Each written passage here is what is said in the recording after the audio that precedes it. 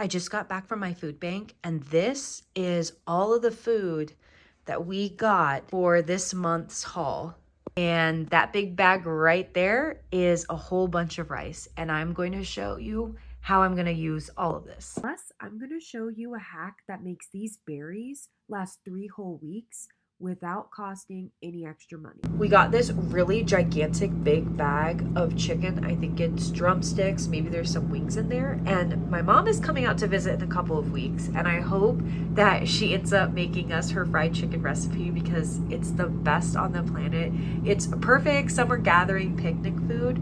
So I'm so glad we have so much of that. And then we also got this like honkin' like 2-pack of garlic bread. My family, my husband and I were big garlic bread lovers.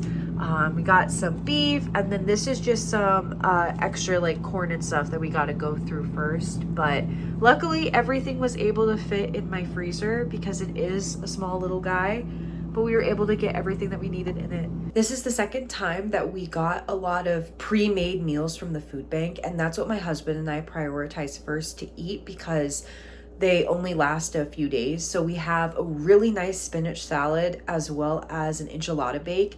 And I know that that will take the stress off of trying to figure out cooking for this weekend, and we can have a more relaxing time than constantly having to come in here and cook with a very, very active, almost a year-old baby. Look at that cost for just one food item. Granted, this could like feed probably a small party, but $22.76. I don't know what family can just afford this on top of everything else with grocery shopping. That is so much money.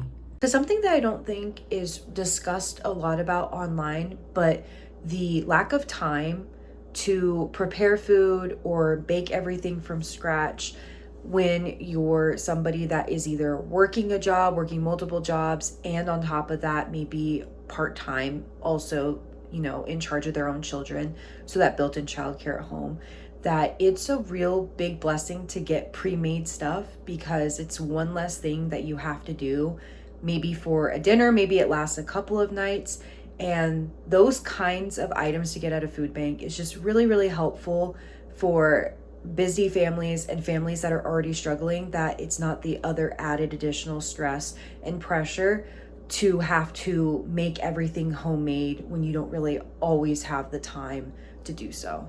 The sad thing is the cost of this one food item, of this enchilada bake with rotisserie chicken, costs more than I make in an hour. And this is where we're at right now. And it's just kind of disheartening to see because, you know, when you go to college, and I got a degree in chemistry and I'm working in science, and my hourly salary just cannot compete with that. I used to feel like I had to choose either save money and spend hours in the kitchen or spend money to save my sanity. But seeing these pre-made items in the haul reminds me that it doesn't have to be an all or nothing thing. Whether it's a food bank win or a grocery store shortcut, giving ourselves permission to take the easy route is sometimes the best way we can show up for our family without burning out. Check out how much fresh produce we also got. Like, we got a container of apricots. I think there's one that's slightly moldy, so I'll have to get rid of that one. But like a whole carton of apricots, a whole pound of strawberries, some blackberries, and then the double carton of raspberries. Oh, I'm so excited. So what I do with my berries is I like to soak them in a water and vinegar mixture for about 30 minutes to an hour. And then when I package them in my jars, I include a Swedish dishcloth because I don't buy paper towels because I don't have the money and it's not super environmentally friendly. And I can reuse those over time. And that helps lock in the freshness and keeps moisture away. And I can swear when I do that, the berries last like 3 weeks in my fridge just by doing that simple trick. So I hope that helps anybody who, you know, buys berries and then they go bad 2 days later because they're so expensive, and but they're so good, so you kind of want to still get them. But like, are you going to eat them up in time before they go bad? No, but that is my little like trick to make sure that food like this lasts a lot longer than if you didn't do the extra preparations. I just use my 3 mixing bowls that I have, and I do it by that because I have done mixed berry combinations together, but I like to sort them and keep them separate from each other. So this just kind of saves that extra step.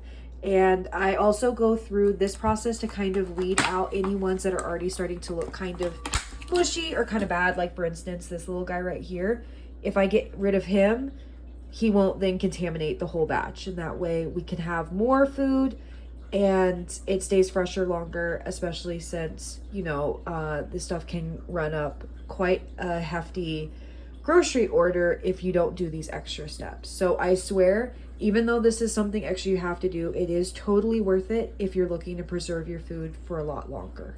Also, sorry about my voice. I swear summer colds or flus or whatever absolutely are horrible. Like, not being sick is never fun, but I think especially in the summer, it just kind of puts a damper because like this is the time you're supposed to go outside and have fun out in the sun, and instead you're like, I want to eat soup and be under the covers. It's like, that's what winter is for. So hopefully it doesn't last too long. I love that this hack is literally a set it and forget it scenario. When I go shopping, I always like to get the big jug of vinegar because it's so multi-purpose. You can use it as a cleaner. You can use it in recipes. Oh my goodness. And it's just one of those basic household items that I recommend everybody just like keeps on hand. That and baking soda. And if you're somebody that likes to use a lot of baking soda for, again, cleaning, cooking, preserving, whatever, you can do so much with it, I recommend you go to like Home Depot or Lowe's or another big warehouse store and get the 4-pound bag. It's a lot cheaper to do it that way and it lasts such a long time. And maybe it looks a little crazy to have like a 4-pound bag of baking soda, but I swear that stuff can last me at least a year, if not more, if it's kept sealed. All right, the berries are now soaking in their little baths. And that way these guys will hopefully last a lot longer if I didn't do this. And then these were some of the sad bunch. So it looks like the blackberries are a little bit more moldy. I only found one bad raspberry, which I think that's pretty rare because I always seem to find the sad raspberries that go bad really fast. So we only had like little 5 casualties for my berries, which is really good. It's been such a long time since I've had fresh apricots because that's another fruit that is just so expensive. So I'm gonna see how this is. It's so cute. Oh yeah, that's pretty good. Since we got so many beans, I'm gonna need all of the best bean recipes because oh my goodness, my pantry was looking a little bare in my canned goods section. And then this is right after coming back from the food bank. We got these lovely potatoes. I have to put these here because my onions are up here and I don't want them to like spoil and go bad.